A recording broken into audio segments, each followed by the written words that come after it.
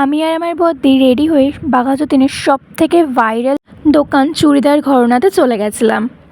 আশা করছি এই নামটা সবাই শুনে ফেলেছো এতদিনে। পুরী যাওয়ার আগেও আমরা ওই দোকানটা থেকে কেনাকাটি করতে গেছিলাম। আর এই দেখো, সানডে আমার পাপাও এসেছিল, ওই জন্য ওকে ছেড়ে না যেতেও ইচ্ছা করছিল না। সামনেই তো পুজো চলে আসলো, আর আমি অফলাইনে একদমই শপিং করিনি, যা করেছি সবটাই অনলাইনে। তাই জন্য ভাবলাম যে আজকে যাব। যেই আমাকে আর আমার বদ্দিকে আমার পাপা রেডি হতে দেখেছে, অমনি তো আমাদের পিছু আর ছাড়বে না, কোল থেকেও নামবে না। আমাকে কিভাবে ডাকছে দেখো, খালি টাটা করে যাচ্ছে, মানে আমরা যে টাটা যাচ্ছি ও যাবে এটাই বোঝাতে চাইছিল। আর এখানে দেখো, যেই ভিডিওটা অন করেছি অমনি একগাল হেসে দিল। আর এই যে এত গলায় কথা বলাটা এত ভালো লাগে। এখনও তো সব কথা শেখেনি, শুধু শেখার মধ্যে শিখেছে নানা, দিদি, পাপা, আর খুব কম বলে মাম্মা, আর টাটাটা বলে, ব্যাস এইটুকুনি শিখেছে। আর এগুলো শুনতেই না খুব ভালো লাগে আমার। আমি আর দিদি প্রথমে 8B চলে গেছিলাম, তারপর ওখান থেকে দুটো ফোনের কভার কিনে নিয়েছিলাম আমার জন্য আর ভাইয়ের জন্য। দেন অটো করে আমরা বাঘাযতীন মোড়ে নেমেছিলাম।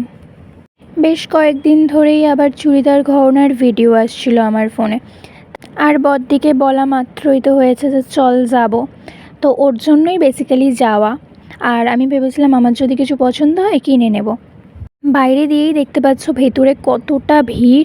আমি আর ভেতরে গিয়ে একদমই ভিডিও করতে পারিনি, আর ওই ভিড়ের মধ্যে ঠিকঠাক করে কালেকশানও দেখাচ্ছিল না, যেই কারণে আমি আর বদ্দি কিছু কেনাকাটি না করেই বাড়ি ফিরে যাই।